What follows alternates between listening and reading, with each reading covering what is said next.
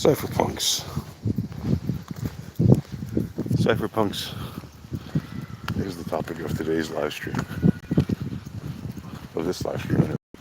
Cypherpunks. Do you know what a cypherpunk is? For those not in the know, a cypherpunk is somebody who enjoys essentially hacking away creatively at ciphers. And that includes cryptography, among other ciphers. Specifically, the cypherpunk group is the group where Satoshi Nakamoto famously was a member. And, well, there were a bunch of members on that list, obviously. And on that list were a whole bunch of cypherpunks. And he was among them and brilliantly put together Bitcoin protocol for the first proper scalable blockchain that would be a form of currency with all the benefits it had, including preventing double spend, being immutable, having a limited set that was mineable. It was direct peer-to-peer, therefore uncensorable also, and all these other wonderful attributes that it contains, and as well as being its own security network, securing every transaction and creating a history of every transaction in the log. From the very inception of the network and for all of its history. So it is important to remember the history of how it came to be. For the main reason that without these cypherpunks and their amazing contributions to technology, we probably would not have Bitcoin in the form that it is. Even if we would have had some other form later on, it very likely would have been different. And who's to say what it would have been exactly? So,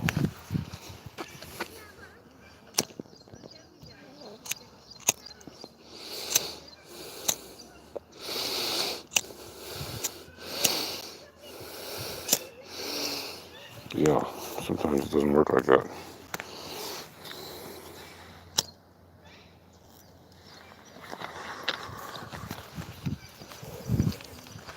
So the reason I mention cypherpunks is because I think it's important to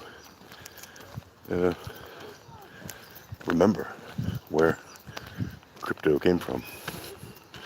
It didn't come from some magical sky wizard.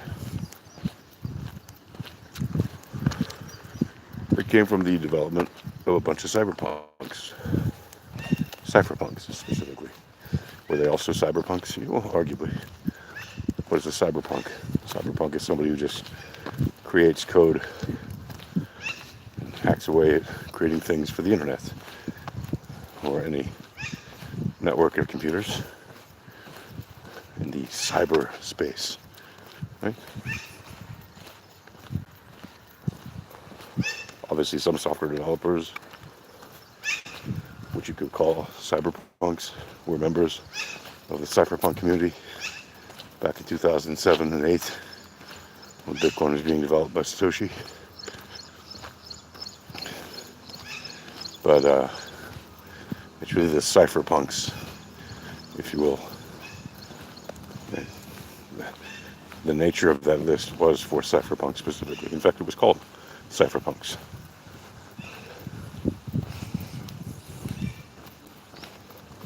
I just think it's important to remember that because years from now, people hardly even remember how Bitcoin was started. Well, now you know. And if you see this, you can remember it. And also tell people who may not know if you didn't know before, because now you do.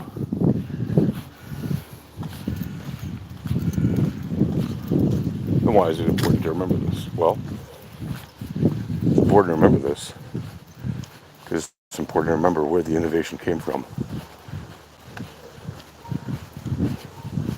For those that do not know their history, are doomed to repeat it. Whereas those that do know their history can continue to progress.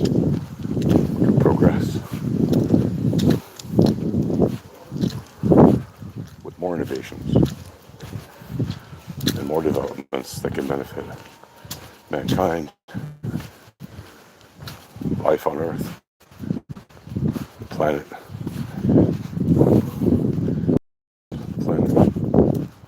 etc. So, remember, it was cypherpunks that developed Bitcoin, specifically Satoshi and other very early people, developers like Hal Finney and others, who were among the early cypherpunks, pioneers really, that made sure that the network ran and was stable and operated as the code said it would and should.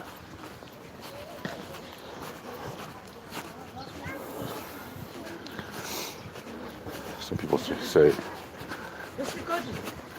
maybe it was an AI bot or there was some kind of group of people. I don't know if it was a man or a woman or a bunch of people. Well, the fact is, all indications point to the fact it was very probably one person who just had a smart idea and did the work necessary. Put it all together and to make it work. And he did make it work. But we don't necessarily know if it was a man or a woman. It also does not matter. That's the thing about the identity of Satoshi Nakamoto. It really does not matter who Satoshi is or was. It matters that Satoshi created Bitcoin. And it does not matter that Satoshi's wallets have a million or more Bitcoin in them. And nobody knows the keys. And they're effectively lost. As long as Satoshi and his whereabouts remain unknown. I say his or him. But again, it doesn't matter. It might have been a woman. We don't know. Whatever the case may be, it doesn't matter who Satoshi is or was, or if Satoshi is alive or not, in the sense of the fate of Bitcoin. It's completely irrelevant. In fact, it's part of the thing that makes it such a powerful mathematical protocol. There is no leading person that controlled it and is in the public eye. Because that would create all kinds of issues. The fact that it was created by an anonymous person or a pseudonymous person or just someone whose identity we do not know makes it infinitely more powerful than it could ever have been had there been a known quantity at the head of it. Why? Why? Well, I'll tell you why. Because if there had been a known person or group behind this, or an AI bot from the future, well then that entity's interests would be questioned, just like every other project is questioned, and validly so. But there would be eventually probably some cracks in that foundation much quicker, or maybe ever, or never, if it remains anonymous or pseudonymous, right? Identity unknown, wallet's destiny unknown, fate of Bitcoins mined by Satoshi and held in Satoshi's wallet unknown. Now, while this may continue to give some people a feeling of uncertainty, or fear or doubt, just remember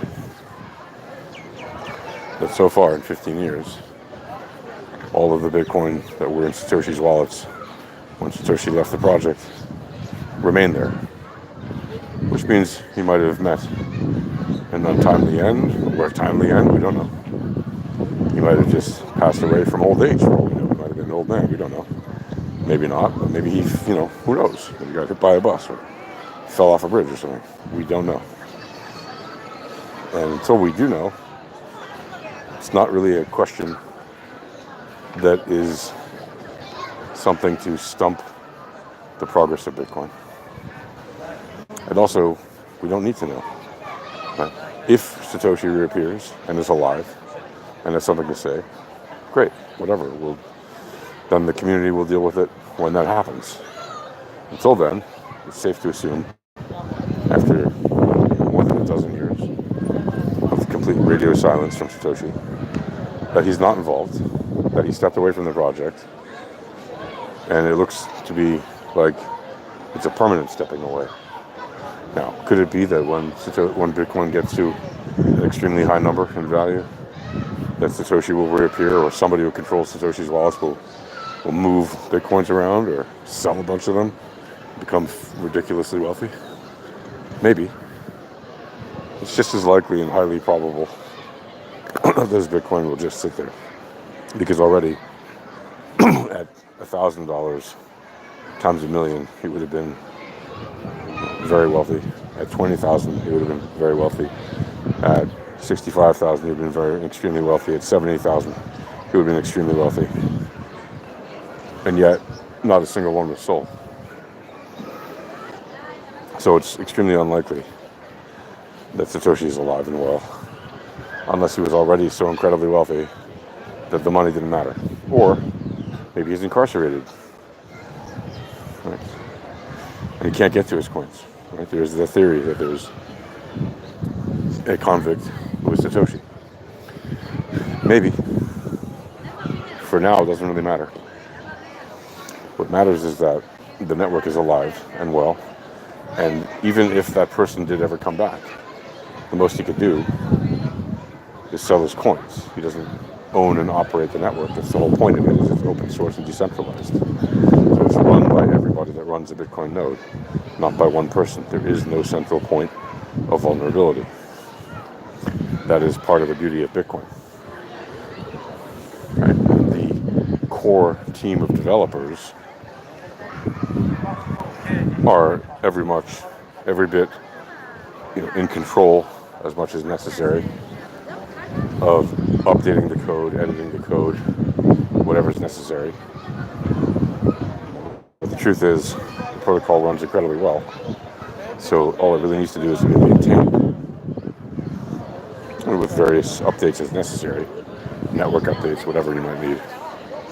Algorithm updates, if that case ever happens, which surely it will in time, because if you know anything about cryptography, you know that algorithms are designed to be fragile and break at some point. And when that happens, that's fine. Even if some quantum computers start trying to attack the Bitcoin network at some point in history, they just switch the algorithm, and they could switch them as often as they need, and keep running the quantum computer system ragged to the point where it realizes, there's no point attacking this network when we can just participate in the network and do better.